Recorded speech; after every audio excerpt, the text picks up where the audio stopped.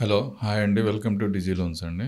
ఇవాళ మనతోని వివిధ రకాలైన లోన్స్, వాటి వల్ల ఉపయోగాలు ఒక సామాన్య మనిషికి అనేది చెప్పడానికి అవినాష్ గారు వచ్చారు. హలో వెల్కమ్ అండి అవినాష్ గారు. వెల్కమ్. హాయ్ అండి. హాయ్ అండి.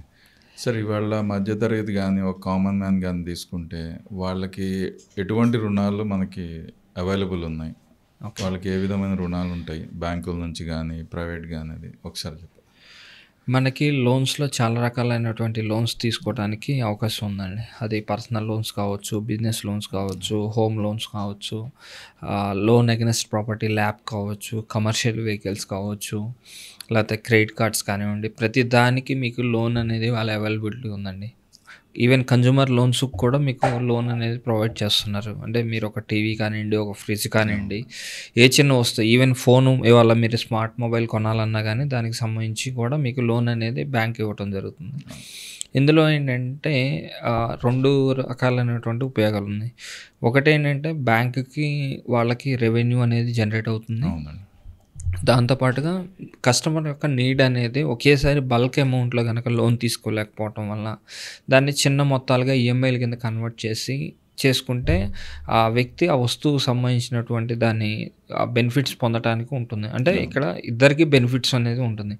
ఒకటి కస్టమర్కి బెనిఫిట్ ఉంటుంది, రెండోది బ్యాంకర్స్ కానివ్వండి, ఎన్బిఎఫ్సిస్ కానివ్వండి, వాళ్ళకు కూడా రెవెన్యూ అనేది రొటేషన్ వస్తుంది అనేది ఒక కన్సర్న్స్ తోటి లోన్స్ అనేది జనరల్గా తీసుకోవడం జరుగుతుంది. అది ఒక సామాన్య మనిషికి ఆ భారం కాకుండా దాన్ని ఈఎంఐస్గా డివైడ్ చేసి, అదేవిధంగా సేమ్ టైంలో బ్యాంకులకి వడ్డీ వచ్చి వాళ్ళు కూడా వాళ్ళ వ్యాపారాన్ని నడిపేటట్టుగా అవడానికి ఈ లోన్స్ అనేది ఉపయోగపడతాయి. ఇప్పుడు దీంట్లో మనం సెక్యూరిటీలు కానీ గ్యారంటీలు కానీ తీసుకుంటారా? దీంట్లో ఏ విధంగా ఉపయోగిస్తాము? ఏ లోన్ ఏ విధంగా ఉపయోగిస్తారు? ఇక్కడ మీకు 2 to 3 టైప్స్ ఆఫ్ లోన్స్ ఉంటాయండి. ఫస్ట్ ఒకటి సెక్యూర్, అన్సెక్యూర్. అంటే మీ దగ్గర ఏదన్నా ప్రాపర్టీ ఉంటే దాన్ని పెట్టుకొని చేసేదాన్ని సెక్యూర్ కింద మనం చూస్తామండి. అన్సెక్యూర్ అనేటప్పటికీ మీ పర్సనల్ లోన్ అనేది అన్సర్టైనిటీ. అది అంటే మీ జాబ్ ఉండొచ్చు, పోవచ్చు. అది నోబడీ కెన్ ప్రిడిక్ట్.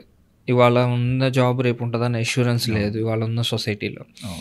అది కానివ్వండి, బిజినెస్ లోన్స్ కానివ్వండి, క్రెడిట్ కార్డ్స్ కానివ్వండి, ఇవన్నీ కూడా మీకు అన్సర్టైనిటీ అండ్ అది మీరు వాడుకునే విధానాన్ని బట్టి మీకు అది నిర్ణయించబడుతుందండి.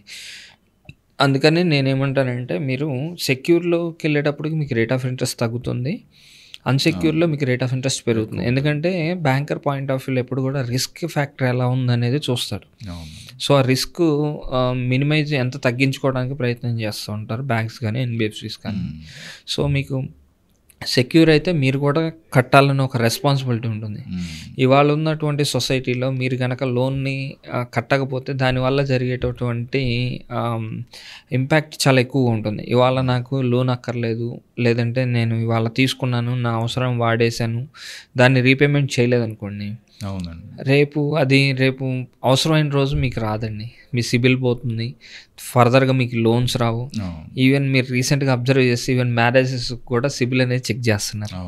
సో అంటే కస్టమర్ అంటే వాళ్ళు ఆలోచించే విధానం కూడా కరెక్టే అవ్వచ్చు. ఎందుకంటే ఇవాళ ఫైనాన్షియల్ స్టెబిలిటీ లేకుండా మ్యారేజ్ చేస్తే నేను మా ఫ్యూచర్లో అమ్మాయి ఇబ్బంది పడుతుంది అనేది అమ్మాయి తరపు వాళ్ళ ఉద్దేశం. సో అది కూడా రైటే. సో ఫైనాన్షియల్ ఆలోచన కరెక్ట్ వాళ్ళది. బట్ ఈ ఫైనాన్షియల్ డిసిప్లిన్ అనేది ఎవరు ఎంతవరకు మెయింటైన్ చేస్తారనేది ఇది వాళ్ళ డిపెండెన్సీ మీద ఉంటుంది. ఫర్ ఎగ్జాంపుల్ మీరు లోన్ తీసుకున్నారు, కానీ దాని పర్పస్ ఏంటి, దాని మోటో ఏంటి?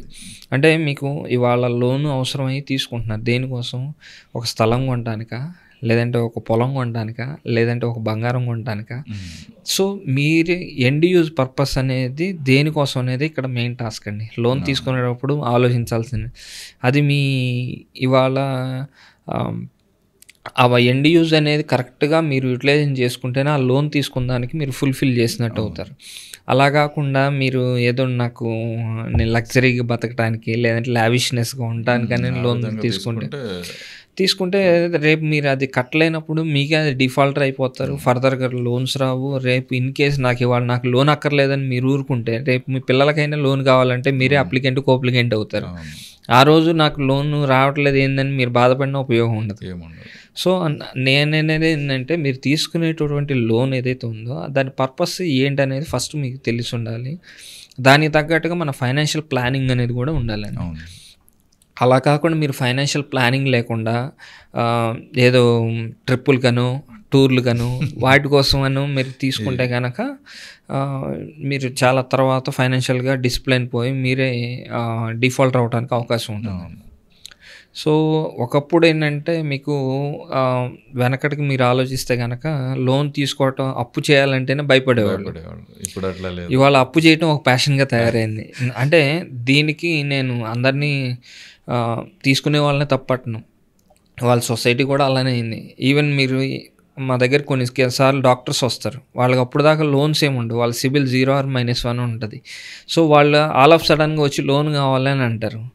కావాలన్నప్పుడు మీ సిబిల్ స్కోర్ లేకపోతే మేము లోన్ అనేది చేయటం అనేది కొంచెం కష్టం అవుతుంది. మీకు 10 లక్షలు ఇవ్వాల్సి ఉంటే మేము ఒక 3 నుంచి 4 లక్షలు ఇవ్వగలం. ఎలిజిబిలిటీ క్రైటీరియా రాదు. అంటే మీ రీపేమెంట్ క్యాపబిలిటీ ఏంటనేది మీ సిబిల్ స్కోర్ అనేది డిసైడ్ చేస్తుంది. సో దానికని చెప్పని మీకు కంపల్సరీ సిబిల్ స్కోర్ని ఇవాళ అప్పు చేయాల్సినటువంటి పరిస్థితులు ఏర్పడ్డాయి ఇవాళ ఉన్నటువంటి సొసైటీలో. అది మీరు చిన్నది కానివ్వండి, పెద్దది కానివ్వండి, క్రెడిట్ కార్డ్స్ కానివ్వండి, ఏదైనా కానివ్వండి, మీరు తీసుకుంటేనే మీ సిబిల్ స్కోర్ అనేది ఇంప్రూవ్ అవ్వడానికి స్కోప్ వస్తుంది. మార్కెట్లో సిబిల్ స్కోర్ మీ రీపేమెంట్ కెపాసిటీని డిసైడ్ చేస్తారు. అవునండి, కంపల్సరీ. సో ఇక మీరనేది నేను ఇందాక మీకు చెప్పినట్టుగా సిబిల్తో తీసుకోవటం అనేది, లోన్ తీసుకున్న తర్వాత మీకు వచ్చేటటువంటి శాలరీ, మీ ఆదాయం ఎంతైతే ఉంటుందో దాంట్లో మీరు 50% మాత్రమే మీ పర్సనల్ ఎక్స్పెన్సెస్కి, ఒక 20-30% ఈఎంఐస్కి, కొంత సేవింగ్స్, ఇలా మీరు ప్లాన్ చేసుకుంటుంటే మీ ఫర్దర్గా ఫ్యూచర్లో మీకు గ్రో అనేది ఉంటుందండి. అలా కాకుండా నాకు ఇవాళ వచ్చినాయి ఇవాళ వాడుకున్నాను, ఒక పర్పస్ తీసుకుని దాన్ని ఇంకో పర్పస్కి మిస్యూజ్ చేశారనుకోండి, మీకు దాని రీపేమెంట్ మంత్లీ మీరు ఈఎంఐ పే చేయాలి, ఇవన్నీ కన్సర్న్స్ ఉంటాయి. సో అప్పుడు మీకు ప్రాబ్లం అవుతుంది, మీరు కట్టలేని పరిస్థితి వచ్చి డిఫాల్టర్ అయిపోయి రేపు ఎక్కడా లోన్ రాని పరిస్థితి ఉంటుంది. మన అత్యవసరాలకి మనకి లోన్ రాకుండా అయిపోతుంది. అవును, ఎమర్జెన్సీస్. ఈవెన్ ఇవాళ ఉన్నటువంటి సినారియోస్లో హెల్త్ ఇన్సూరెన్స్లో వచ్చినాయి, లైఫ్ ఇన్సూరెన్స్లో వచ్చినాయి, వాటికి కూడా మనం కరెక్ట్ ప్లాన్ చేసుకుంటేనే ఇవాళ ఉన్నటువంటి సొసైటీలో మనం దానికి ఫుల్ఫిల్ అనేది మనం చేయగలం. అలా కాకుండా ఫైనాన్షియల్ డిసిప్లిన్ లేకుండా నా ఇష్టం వచ్చినట్టుగా నాకు వాళ్ళు వచ్చినాయి, వాళ్ళు తీసుకున్నాను, వాళ్ళు ఖర్చు పెట్టాను అనుకోండి, అది మీకే ప్రాబ్లం. రేపు మీరు ప్రాబ్లం ఫేస్ అయ్యేదిగా మీ ఫ్యామిలీ మొత్తాన్ని కూడా ఆ ఫైనాన్షియల్ క్రైసిస్లోకి నెట్టేస్తాను. ఇప్పుడు మీరు చెప్పినట్టు లైఫ్ ఇన్సూరెన్స్, హెల్త్ ఇన్సూరెన్స్ గురించి మధ్య తరగతి వాళ్ళకి ఇది ఏ విధంగా ఉపయోగం అనేది ఒక చిన్న అవగాహన ఇవ్వాల్సిందిగా కోరుతున్నాం. ఇవాళ మీకు హెల్త్ ఇన్సూరెన్స్ వచ్చేటప్పటికండి ఒకేసారి బల్క్ అమౌంట్ కట్టుకోవాలని ఏం లేదు. మీకు హెల్త్ ఇన్సూరెన్స్ కానివ్వండి, లైఫ్ ఇన్సూరెన్స్ కానీ మంత్లీ ఈఎంఐ ఆప్షన్స్ అనేది ఇచ్చింది. మంత్లీ మీకు 500, మీకు లైఫ్ ఇన్సూరెన్స్ వచ్చేటప్పటికి మంత్లీ 500 నుంచి 1500 మధ్య మీరు తీసుకునేటువంటి పాలసీ మీద డిపెండ్ అయ్యి లంసమ్ అమౌంట్ మీద డిసైడ్ అయ్యి మీకు ఈఎంఐ అనేది కన్వర్ట్ అవుతుంది. సో మీకు 500-1000 రూపాయలు అంటే ఇవాళ ఉన్న సినారియోస్లో అది పెద్ద బర్డెన్ కాదు. సో మీరు అలా ప్లాన్ చేసుకుంటే రేపు మీ ఫ్యామిలీ సేఫ్ అవుతుంది. నా దగ్గర ఒకేసారి ఏదన్నా bonus, for example salaried employees అనుకోండి, వాళ్ళకి ఇయర్లీ కానివ్వండి, క్వార్టర్లీ కానివ్వండి, ఆఫర్లీ కానీ వాళ్ళకి బోనస్లు అనేవి వస్తాయి. అవి వచ్చినప్పుడు దాన్ని తీసుకెళ్ళి అక్కడ ఒకేసారి లంసమ్గా ఒక అమౌంట్ వచ్చింది అనుకోండి, దాన్ని తీసుకెళ్ళి మీరు లైఫ్ ఇన్సూరెన్స్లో వాటిలో పెట్టుకోవచ్చు. ఒక్కసారి పేమెంట్ అయిన చేసుకుంటే మీరు సేఫ్.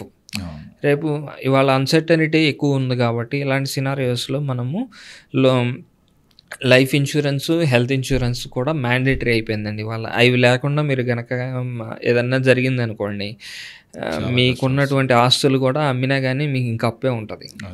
వాళ్ళ హాస్పిటల్కి వెళ్తే మినిమం 2 lakhs నుంచి స్టార్ట్ అవుతుందండి.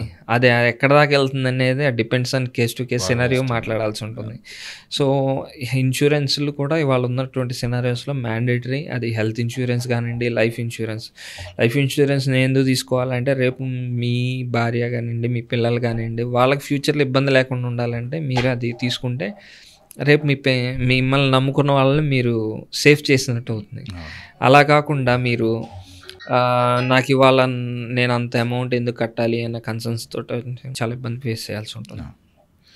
సో ఇవ్వండి అవినాష్ గారు, ఇవాళ మనకి ఒక మధ్యతరగతి కానీ ఇవాళ రోజుల్లో బ్యాంకులు ఇస్తున్న రుణాల గురించి అవగాహన, వాటిని ఎట్లా ఉపయోగించాలి, ఏ విధంగా ఉపయోగిస్తే మనకు నష్టాలు వస్తాయి అనేది చెప్పారు. థ్యాంక్ యూ అవినాష్ గారు. Thank you.